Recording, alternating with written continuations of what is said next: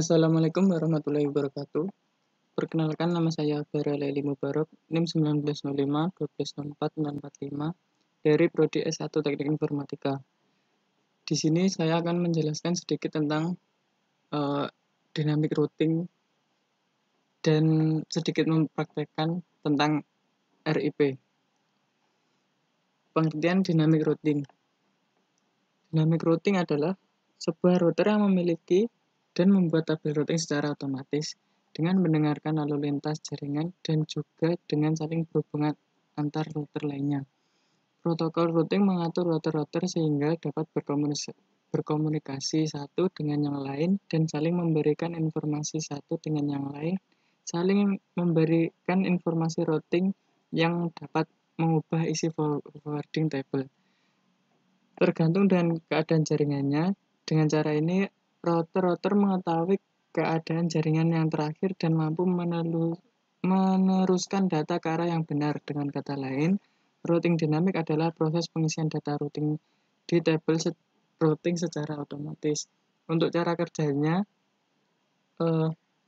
biasanya router memperkenalkan network ID di setiap port-port yang mereka miliki agar bisa terhubung ke router-router yang lainnya. Berikut ini adalah macam-macam dari routing dinamik. Pertama RIP, Routing Information Protocol, kemudian IGRP, Internal Gateway Routing Protocol, OSPF, Open Shortest Path First, IGRP, Enhanced Internal Gateway Routing Protocol, BGP, Border Gateway Protocol. Di sini kita akan mempraktekkan yang RIP. Jadi saya akan hanya menjelaskannya RIP. Kelebihan routing dinamik hanya mengenalkan alamat network yang terhubung langsung dengan routernya. Tidak perlu mengetahui semua alamat network yang ada. Bila terjadi penambahan suatu network yang baru, tidak perlu semua router mengkonfigurasi lagi. Hanya router-router yang berkaitan. Lebih mudah untuk mengatur jaringan yang besar. Akan memilih jalur lain bila ada jalur yang rusak. Kekurangannya, beban kerja router lebih berat karena selalu memperbarui IP table pada tiap waktu tertentu.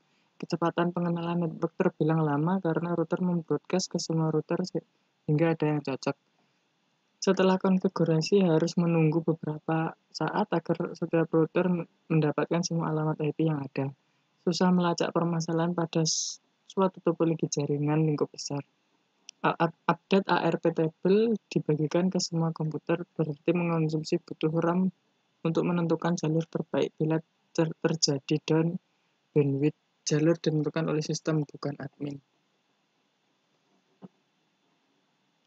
Nah, di sini saya akan menjelaskan dynamic routing RIP. Routing RIP adalah sebuah protokol routing dinamik yang digunakan dalam jaringan LAN dan WAN. Oleh karena itu, protokol ini diklasifikasikan sebagai Interior Gateway Protocol atau IGP. Protokol ini menggunakan algoritma Distance Vector Routing. Pertama kali didefinisikan dalam RCF 1058 tahun 1988. Protokol ini telah dikembangkan beberapa kali sehingga terciptalah RIP versi 2. Kedua versi ini masih digunakan sampai sekarang. Meskipun begitu, secara teknis mereka telah dianggap usang oleh teknik-teknik yang lebih maju seperti Open Shortest Path First (OSPF) dan protokol-protokol OSI IS. RIP juga telah diadaptasi untuk digunakan dalam jaringan IP versi 6 yang dikenal sebagai standar RIP-NG, RIP Next Generation, yang diterbitkan dalam RFC 2080 tahun 1997. Cara kerja RIP. Host mendengar pada alamat broadcast jika ada update routing dari gateway. Host akan memeriksa terlebih dahulu routing table lokal jika menerima update routing. Jika root belum ada, informasi segera dimasukkan ke tabel routing. Jika sudah ada, metrik yang terkecil akan diambil sebagai acuan. Rute melalui suatu gateway akan dihapus jika tidak ada update dari gateway tersebut dalam waktu tertentu. Khusus untuk gateway, RIP akan mengirimkan update routing pada alamat broadcast di setiap network yang terhubung. Karakteristik dari RIP: Distance Vector Routing Protocol, hop count sebagai metrik untuk memilih route, maksimum hop count 15, hop ke 16 dianggap unreachable. Secara default, routing update 30 detik sekali. RIP versi 1 atau Classful Routing Protocol tidak mengirim subnet max pada update. Jadi untuk metode CIDR tidak bisa digunakan pada RIP versi 1. RIP versi 2 Classless Routing Protocol mengirimkan subnet max pada update 2. Cara kerja routing statik. Ya, di sini untuk kita akan menggunakan yang RIP versi 2 karena kita akan menggunakan CIDR. Karena RIP versi 1 belum mendukung CIDR. Untuk percobaan,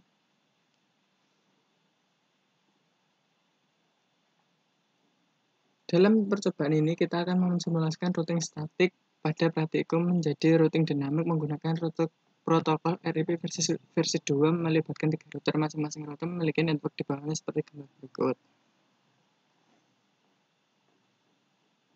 Langkah percobaannya, buat simulasi jaringan seperti gambar di atas termasuk setting IP gateway router, IP address PC, netbox PC, dan gateway PC. Seperti yang praktek sebelumnya, kita sudah mengisikan alamat IP gateway dan dari masing-masing router, PC maupun server. Ini seperti ini contohnya. Ini yang mengarah ke PC1, gateway PC1, ini gateway PC2. Kemudian ini gateway yang mengarah ke router 2. Ini IP port yang mengarah ke router 3. Dan juga router 2 ini yang mengarah ke PC3, gateway PC3. Kemudian ini yang mengarah ke router 1 dan ini yang mengarah ke router 3.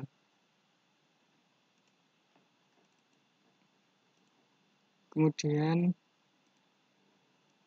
ini merupakan gateway server 1 dan ini gateway server 2.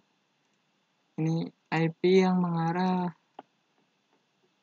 yang menjadi gateway mengarah ke router 2. Kemudian ini yang mengarah ke router 1. Kemudian untuk berikutnya isikan network routing RIP setiap router sebagai berikut. Router 1 kita cukup untuk mengenalkan network ID di setiap portnya. Ini kenapa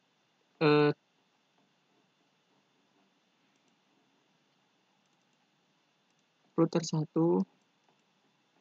sebelum kita setting RIP kita harus remove settingan routing statik kita terlebih dahulu. Dan kita baru mendapatkannya. Yang pertama 12.0.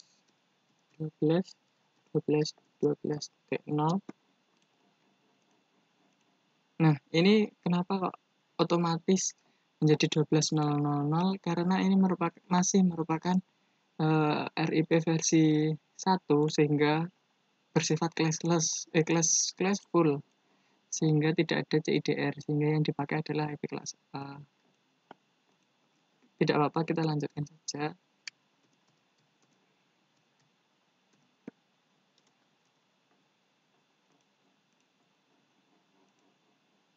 Kemudian kita masukkan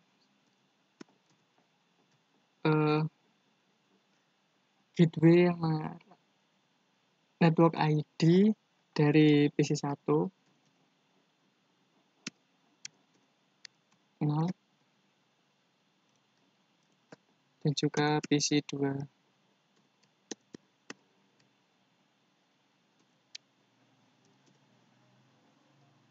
Nah, ini tidak hilang ya, tapi bergabung menjadi satu dengan PC1 karena seperti tadi classful. Jadi seluruhnya tidak ada CEDR seperti /24, /25 dan seterusnya.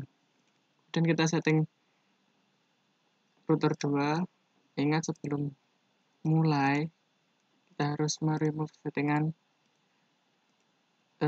static root-nya dan kita isikan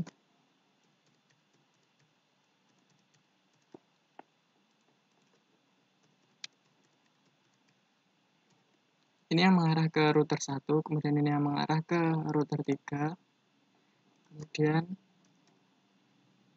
gateway dari network ID gateway dari router 3. Kemudian untuk router 3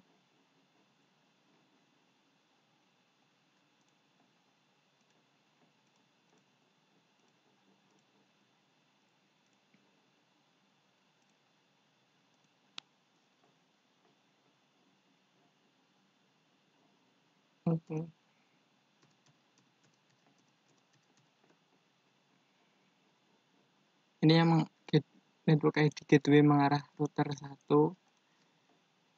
kemudian router 2, server 1, dan server 3. Server 2.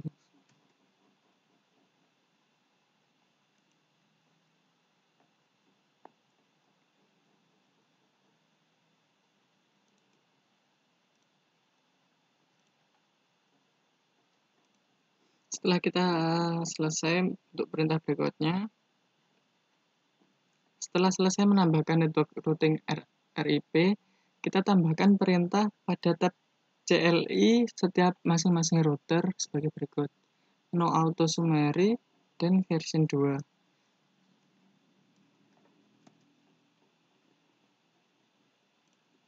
Kita masuk ke tab CLI setiap routernya.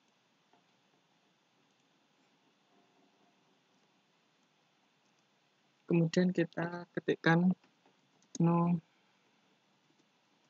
auto summary dan version 2.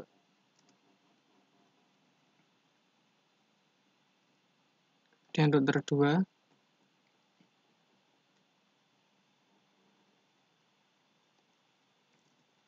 no auto summary version 2. Kemudian router 3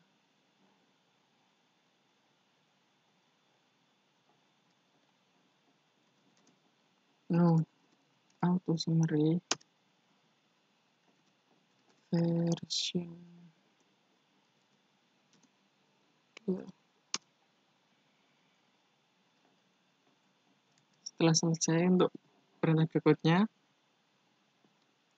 agar supaya konfigurasi kita tersimpan, maka kita harus menyimpan settingan masing-masing router tersebut dengan masuk menu tab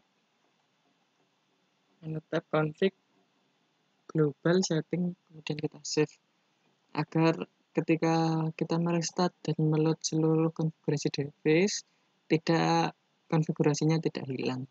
Untuk merestart, kita bisa menekan tombol ALTS atau kita menekan tombol ini. Sebelum kita restart, kita masuk ke tab config, menu global, setting, kemudian save. Router 2, config, global setting, kita save. Kemudian router 3, config, setelah kita save, kemudian kita reload, kemudian nah ini kita klik yes. Kalau tadi belum kita save, maka konfigurasi akan hilang. Setelah itu, untuk menampilkan tabel routing pada masing-masing router, silakan masukkan perintah cell berikut show IP route, sehingga akan tampil hasil tabel routing sebagai berikut.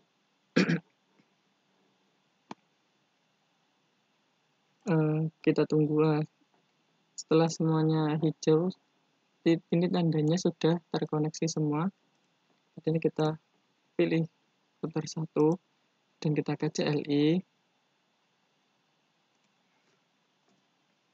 ketikkan IP show IP route.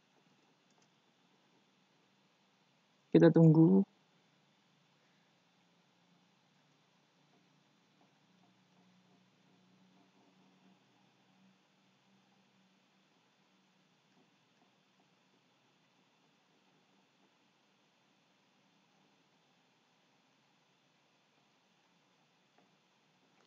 Di sini sudah ada ya. Ini kita bisa mengakses server 1 melalui router 3, kemudian kita bisa mengakses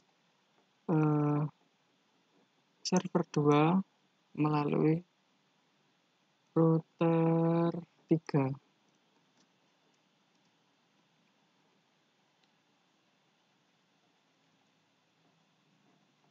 Kemudian kita bisa mengakses router PC 3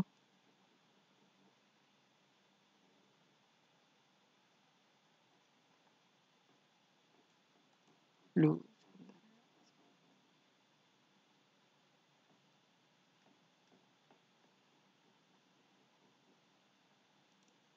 Kita bisa mengakses PC 3 melalui ini router 2 ya.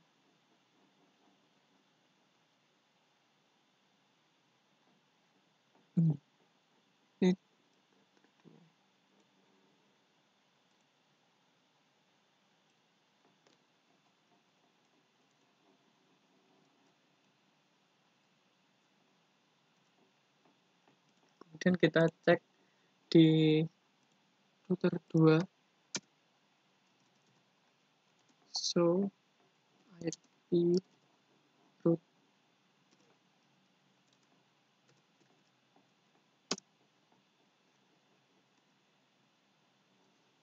Nah, di sini sudah ada tabelnya. Kita bisa mengakses ini server 1 melalui router 3, server 2 server 2 melalui router 3, kemudian bisa mengakses PC 1 melalui router 1. Kemudian kita cek router 3 show IP route.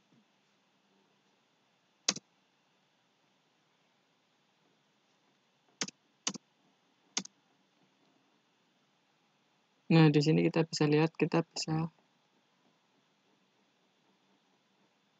mengakses route PC 1 lewat router 1, PC 2 lewat router 1.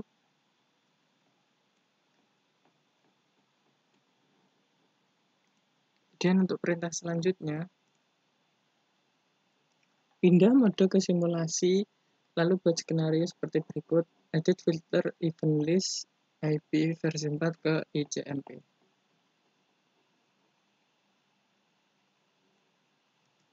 Pertama kita pindah ke mode simulasi, kemudian kita pilih LD filter ke ICMP. Ya, sudah.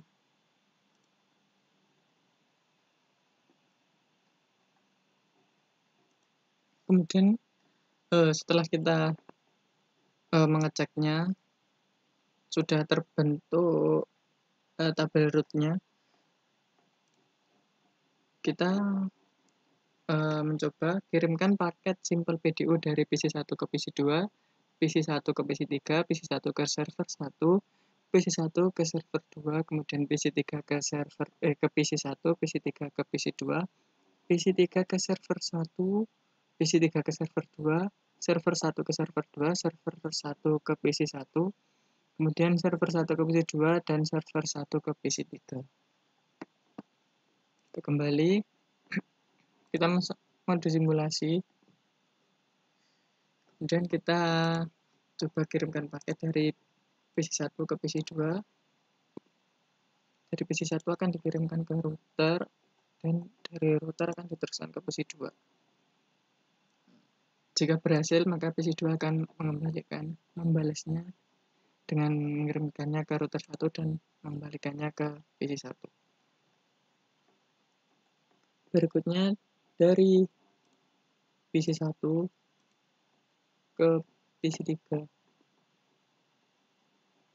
Paket akan dikirimkan ke router 1, kemudian dari router 1 akan diteruskan ke router 2, dan dari router 2 akan dikirimkan ke PC3. Jika benar, maka PC3 akan membalasnya. Paket yang dikirimkan ke router 2 dikembalikan ke router 1 dan dikembalikan ke PC1. Kemudian kita kirimkan paket ke server 1. PC akan mengirimkan ke router 1 akan meneruskan ke router 3, kemudian router 3 akan meneruskan ke server 1. Server 1 akan membalasnya dengan mengirimkan ke router 3 mengirimkan ke router 1 dan mengembalikannya ke PC1. Itu juga berlaku sama ketika kita mencoba ke server 2. PC1 akan mengirimkan paket ke router 1 dan diteruskan ke router 3, kemudian dilanjutkan ke server 2. Kemudian server 2 akan membalasnya, mengirimkan paket ke server 3, meneruskan ke router 1, dan mengembalikannya ke PC1.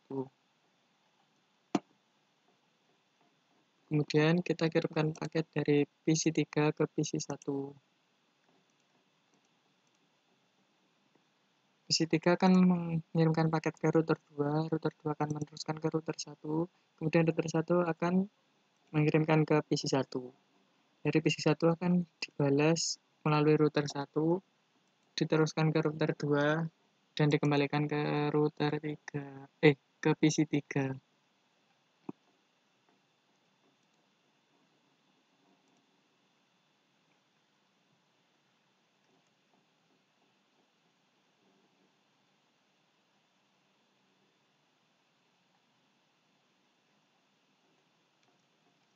Kemudian kita coba dari PC3 ke PC2. Sama seperti PC1, router 2 akan mengirimkan PC3 akan mengirimkan paketnya lewat router 2 dan diteruskan ke router 1 dan dikirimkan ke ke PC2. Dari PC2 akan dibalas melalui router 1, diteruskan ke router 2 dan sampai ke PC3.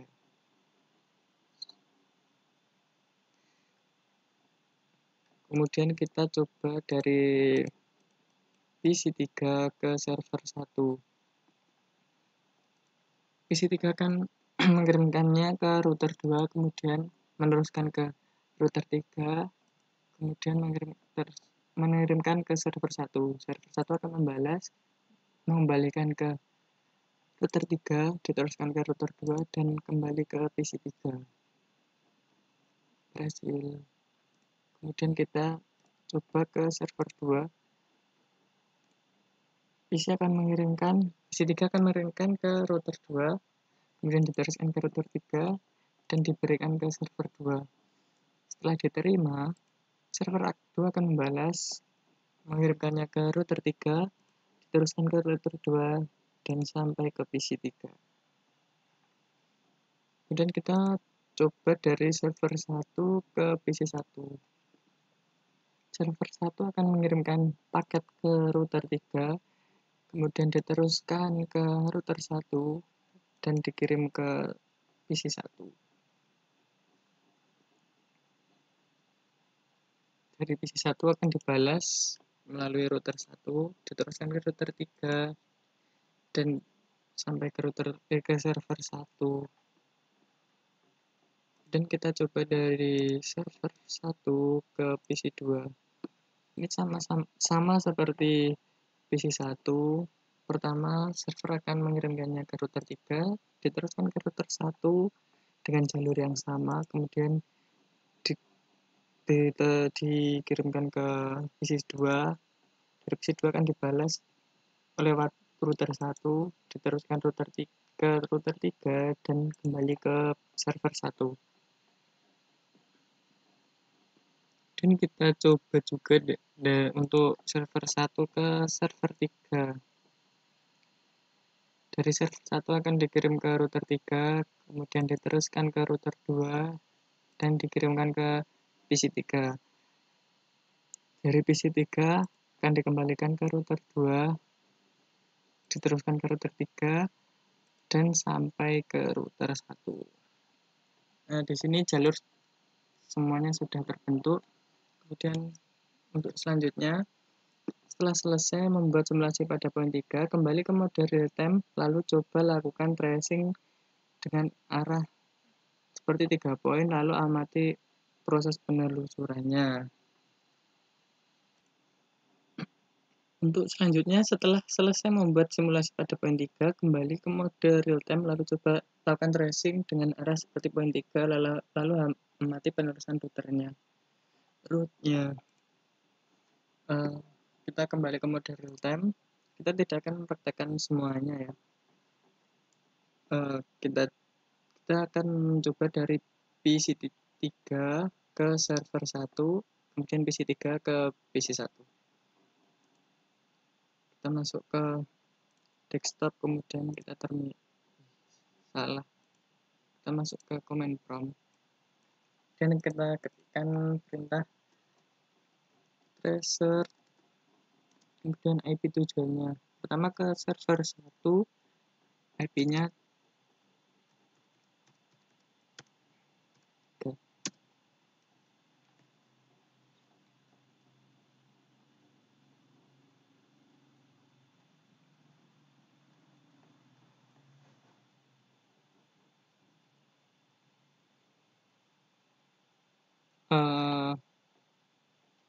pertama melewati gateway di router 2,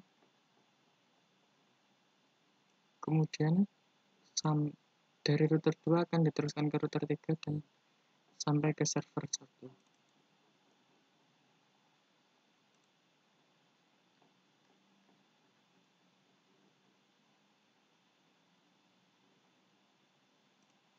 Kemudian kita coba untuk server 2, tracer 3.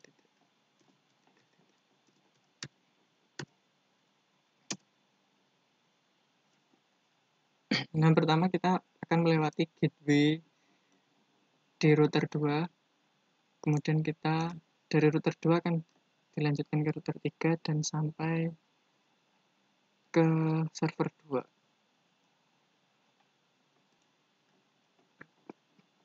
Kemudian kita coba dari PC 3 ke PC 1. Tracer 192.168.1.65. Nah, di sini terlihat lebih lengkap ya. Pertama kita melewati gateway yang ada di router 2, kemudian dari router 2 melewati gateway dari router 1, kemudian dari router 1 masuk ke PC 1. Untuk tadi yang server tidak begitu lengkap ya, saya juga tidak tahu ya. Setelah semuanya selesai, kemudian perintah berikutnya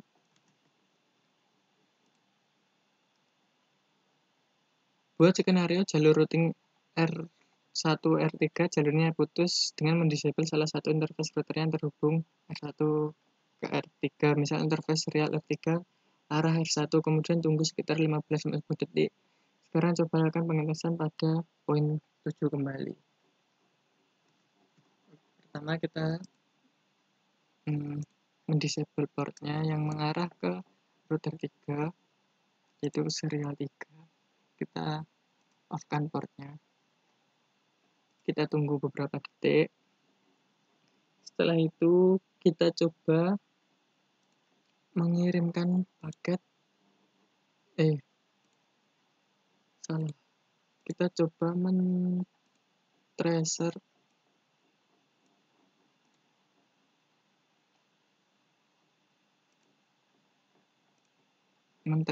dari PC1 ke server 1. Kalau tadi kan kalau di real time di simulasi tadi dari PC1 ke router 1 kemudian langsung ke router 3. Nah, ini nanti kita coba tracer 33.33.33.3. Nah, di sini terlihat bahwa pertama kita melewati router 1 terlebih dahulu. Lewat router 1, kemudian dari router 1 kita melewati gateway router 2. Setelah router 2 akan dilanjutkan ke router 3 dan sampai ke server 1.